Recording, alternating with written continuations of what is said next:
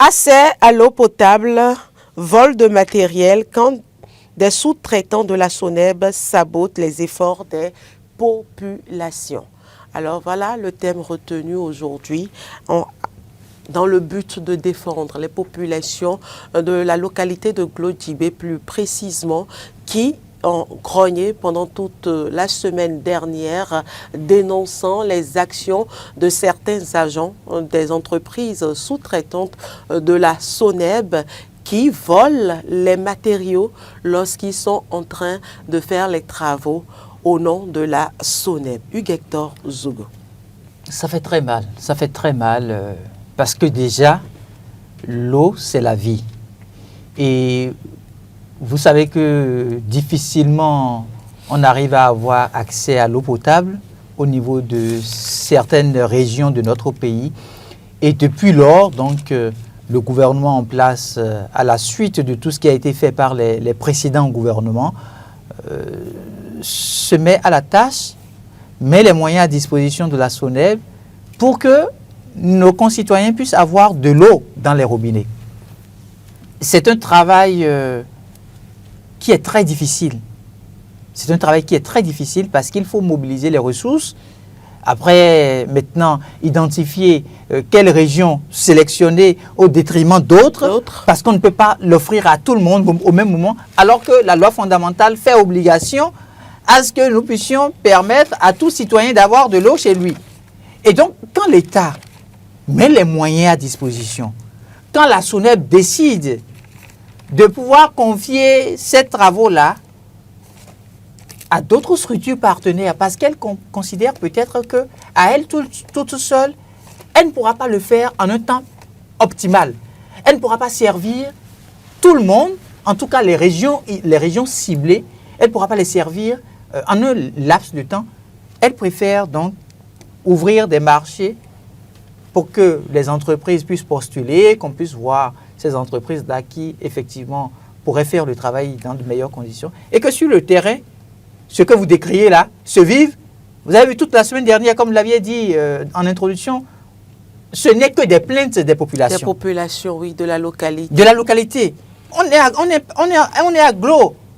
On est à Glo. Et à Glo, ça fait combien de kilomètres de Cotonou? De Cotonou, oui. De Cotonou. De Cotonou. Le siège, la direction générale de la SONEB. Même si la SONEB confie le marché à des structures, il faut quand même que la SONEB... Il faut avoir une équipe sur le terrain pour vérifier la qualité des travaux, non seulement la qualité des travaux, mais pour voir si tout se déroule dans de meilleures conditions. Être en mesure d'écouter les populations pour dire...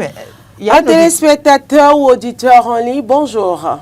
Oui, bonjour, Carole Olaye. Bonjour, à qui avons-nous l'honneur? À monsieur Ayonou Lucien, si je ne me trompe. Oui, c'est M. Ayonou. Allez-y. Et je vous remercie vraiment pour le choix de ce sujet-là. Et ça pose une fois encore le problème d'enquête de moralité que les responsables de la SONEB sont sur cette voie avant de les écouter. Puisque dans leur art, il y a vraiment question de moralité de tous et d'autres de ressembler aux citoyens. Sinon, comment comprendre au moment du travaux, vous permettez d'enlever, d'endommager les installations des citoyens. Des citoyens. Et, oui, et vous enlevez leur bio. Maintenant, vous ne placez plus vos bio, vous débarquez vos citoyens pour les demander à nouveau d'acheter des bio dont le coût se lève jusqu'à 100 000. Mais pour ils trouvent les moyens, puis les temps qui courent. Et moi, à chaque fois qu'on les demande où se trouvent les ancêtres, ils sont incapables de répondre à cette question. Donc il y a forcément quelque chose qui croche là. Et les responsables de la SONEB doivent descendre sur le terrain pour voir ce qui se passe et ramener ces sous-traitants à l'ordre. Ces sous-traitants se présentent même sur le terrain comme des agents de la SONEB, ce qui est grave à la limite. Et là où il faut encore de mauvaise foi, et normalement on ne devrait même pas analyser jusqu'à une opposition entre toutes les tentatives pour rentrer en contact avec eux, pour faire règlement à l'amiable, pour rester vrais. Et moi, personnellement, je dois leur dire que nous avons choisi maintenant de leur montrer que le chiffre 0 à sa valeur, puisque ce n'est que le début, et nous irons jusqu'à la fin voudrais demander aux responsables de la SONEB de commencer par cette enquête au préalable sur ces gens-là, afin de les recruter pour ne pas perdre l'image de la SONEB qui est une société d'État. Ce qui n'est pas très triste. Et quand on l'écoute, il retourne rapidement sur le terrain, rétablit la liaison de Madame Mouti Justice. Elles sont nombreuses d'ailleurs. Elles sont elles sont nombreuses. Plusieurs maisons sont concernées par cette situation parce que on est parti sur le terrain pour le constat et il y a eu plusieurs plaintes, Monsieur Ayonou Lucien. Nous n'allons pas donner précisément de nom sur ce plateau parce qu'il n'y a pas de privilégiés, mais nous, on sert la cause des populations. Merci, Monsieur Ayonou Lucien. Si vous permettez. Monsieur Ayonou, vous êtes en ligne? Apparemment, il est parti. Oh, j'avais envie de... Alors, si vous êtes en ligne, est-ce que vous pouvez quand même, puisque les responsables de la SONEB sont à l'écoute de cette émission, nous situer par rapport à la région? La localité. La localité dont je parle, c'est arrondissement d'Akasato, dans les bureaux de l'église Céleste et Toko. C'est toujours dans Glodjibé? Non, c'est à Akasato. C'est dans l'arrondissement d'Akasato. Alors moi je disais Glodjibé. Merci à vous, Monsieur Ayonou Lucien. Allez-y. Oui, à l'écouter, vous voyez qu'il est très énervé. C'est énervé. Ça voudrait dire que d'une manière ou d'une autre, ils se sont déjà approchés de ces acteurs-là qui sont sur le terrain en train de travailler, mais on n'a pas voulu les écouter. Il dit le chiffre 0 a sa valeur. C'est exact. C'est des citoyens béninois. Vous êtes en train de servir la communauté. Mais si vous vous retrouvez à poser des actes qui les mettent en difficulté et qu'ils vous en parlent, le minimum, c'est de pouvoir les écouter. Si vous n'avez peut-être pas la possibilité de prendre la mesure juste, faites l'effort d'en parler à la SONEB. La SONEB saura quelle attitude adopter. Mais tout ça, là, ça vient en fait ternir l'image de l'investissement fait par l'État béninois. Et ce n'est pas bien. Alors, téléspectateurs en ligne, bonjour. Oui, attention, ne prononcez pas le nom, parce que je sais que ma voix trahit. Non, c'est le travail obligatoire de l'évaluation. Voilà. Donc, vous devez déjà connaître le nom. Monsieur Tozé, bonjour. Bonjour, la reine-mère. Allez-y pour votre intervention. Je salue d'abord tout le plateau. Bonjour, Monsieur Tozé. Nous saluons. Surtout mon grand ami, l'homme de droit, Exxon, Togo. Merci, Monsieur Tozé. C'est un plaisir de vous avoir en ligne.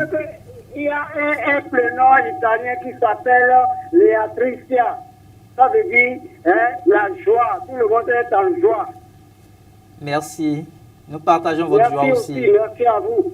Non, pour le sujet, d'abord, nous devons interpeller d'abord le responsable, c'est ceux qui ont donné le marché aux autres. Et quand pas de SONEB, c'est eux, c'est parce qu'ils ont laissé aller, c'est tout.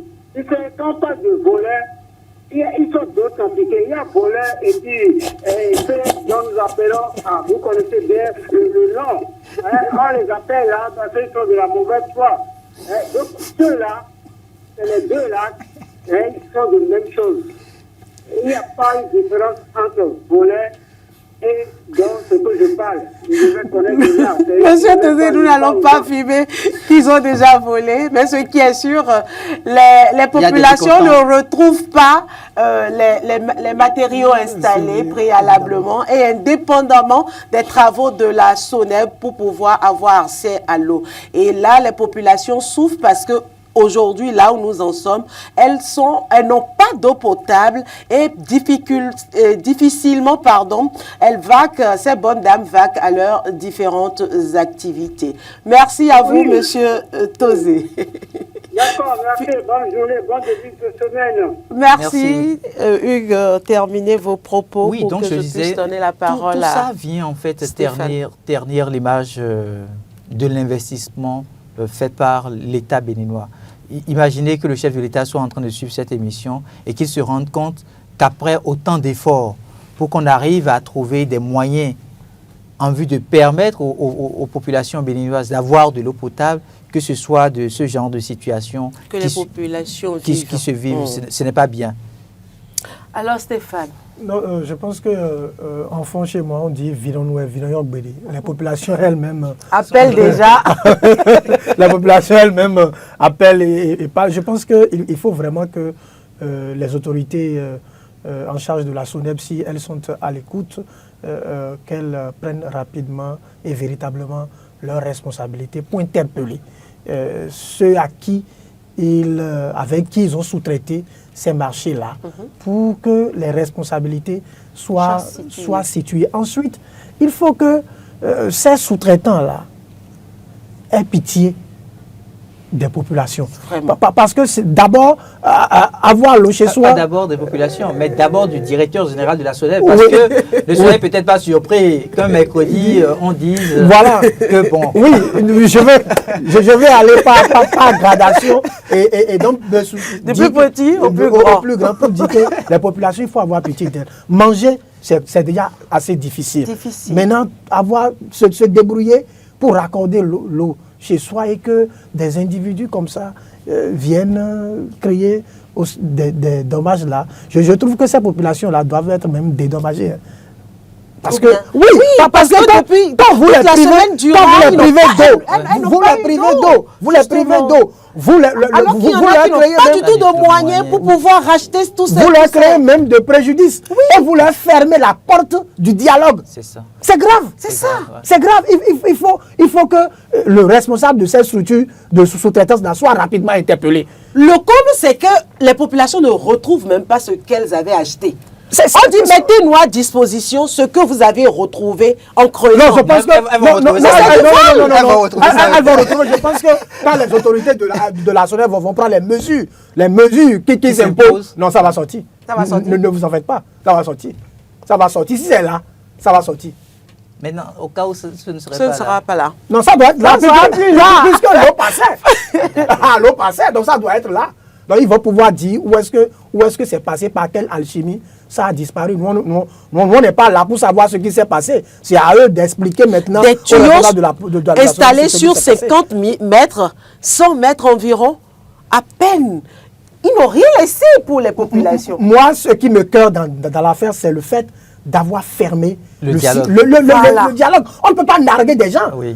Oh, vous êtes payé pour un service public. Oui. Vous ne pouvez pas narguer ceux pour qui vous êtes payé. Travailler. Non, c'est c'est d'ailleurs eux qui payent les impôts et c'est à partir des impôts que vous avez ce marché-là. Voilà, donc je trouve que c'est extrêmement grave et les responsables de ces entreprises qui prennent des marchés de sous-traitance là doivent savoir à qui ils sont en train d'envoyer sur le terrain. Parce que ce qu'on est en train de décrire là, c'est parce qu'il y a eu de largesse à ce niveau-là que nous assistons à ça maintenant. Quand vous ne prenez pas le soin d'avoir autour de vous des gens sérieux qui peuvent travailler avec honnêteté et la démarche requise, voilà ce à quoi on assiste. Et la responsabilité sera, n'est-ce pas, donc, à tous les niveaux maintenant. À tous les niveaux. Soit pour ceux qui sont sur le terrain, que ceux qui sont dans les bureaux et qui emploient les gens sur le terrain. J'espère que le procureur ne va pas s'auto-saisir du dossier. Ah, évidemment. Et ce serait même très intéressant pour les populations qui sont en train de se plaindre. Parce qu'on pensait à Glodjibé, et voilà qu'il y a dans l'arrondissement d'Akasato. Voilà. Donc, peut-être qu'ailleurs, il y a des populations qui souffrent en silence comme ça. Justement, qui subissent ça. Donc, il faut vraiment que les responsables en charge de la SONEB interpellent tous ces sous-traitants qui sont sur le terrain pour leur demander véritablement ce qui se passe. Parce qu'in fine, c'est l'image de la SONEB qui est en jeu. Oui, parce qu'ils se présentent comme des agents de la SONEB. C'est grave. Si vous n'êtes pas agent de la SONEB et que vous êtes agent d'une structure en sous-traitance, vous portez le badge de la structure avec qui vous êtes en sous-traitance. Parce que là, ça devient de l'usurpation de titre. Tout à fait. C'est grave. C'est grave. Il faut que cela soit corrigé. Et mieux, puisque nous parlons de la SONEB, je pense quand même qu'il y a aussi un fait assez grave qui se vit bien souvent. La SONEB vient sur le terrain, on enlève quelques pavés, on creuse On répare peut-être parce qu'il y avait un tuyau un de tuyau cassé, de cassé, puis tout ça. l'os. Mais dès qu'on finit, on ne met plus les pavés à leur place convenablement. On les place n'importe comment. Du coup. Et du coup, la voie commence par Se dégrader. à partir de là, tout à fait. Donc, c'est des choses, en fait, j'ai l'impression que ce genre de structure étatique pense que tout leur est permis. Ceux qui travaillent au niveau de cette structure-là pensent que tout leur est permis et bon, ils sont au-dessus des autres citoyens. Non, ils sont là pour servir les populations béninoises. Et donc, par conséquent, ils doivent faire correctement ce pourquoi ils sont payés. On ne peut pas admettre qu'une structure qui est en sous-traitance fasse ce qui est fait là à nos compatriotes. Non, pas normal. Et moi, je suis convaincu, que le procureur va s'auto-saisir de ce dossier-là et qu'on pourra voir clair. Parce que sinon, ça laisserait... À la limite, que la population même aille porter plainte, parce que c'est de leur droit. Oui, évidemment. C'est de leur droit que les populations également sortent pour aller porter plainte contre la SONEB, parce qu'ils se présentent comme agents de la SONEB. Même s'ils ne se présentaient pas comme des agents de la SONEB, c'est la SONEB qui a entamé des travaux, tout à fait. Exactement. Ces travaux-là. Exactement. C'est pourquoi la SONEB doit assez vite monter au créneau et nous dire ce qui s'est passé. Rencontrer les compatriotes dans la région concernée et les écouter pour rétablir le tort. Comme vous l'aviez dit, peut-être il y en a même qui seraient en train de rédiger leur plainte pour des dommages évidemment. et intérêts. Non, bon, les populations ne connaissent pas totalement leurs droits. Donc, du coup, celle-là, c'est parce que elle suit la radio Diaspora FM et suit la télévision Eden TV et sait qu'il y a un canal par lequel on peut se plaindre, on peut donner des sujets pareils. Parce que si vous me privez d'eau à cause pendant des jours de vos travaux et que vous ne m'informez pas, ah ben, vous me créez des dommages.